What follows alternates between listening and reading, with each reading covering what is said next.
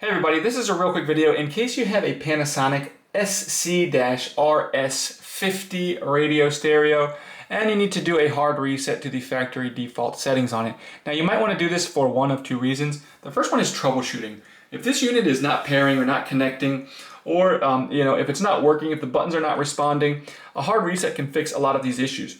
Now, the other reason you might want to do this is if for whatever reason you just want to get this set up back to the way it was when it came out of the box new, so you can set it up new, we can do this with the factory default reset.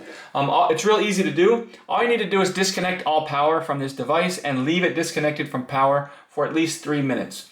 Once you do that, you're just going to come and press and hold the power button. And while pressing and holding the power button, then you just want to come in and plug this unit back in. Just keep holding the power button, keep holding the power button, keep an eye on the display here. And once you see the display just show up with a bunch of dashes all the way across the display, dash, dash, dash, dash, dash, then that means the reset is complete. You can go ahead and release the power button and set this up as a new device.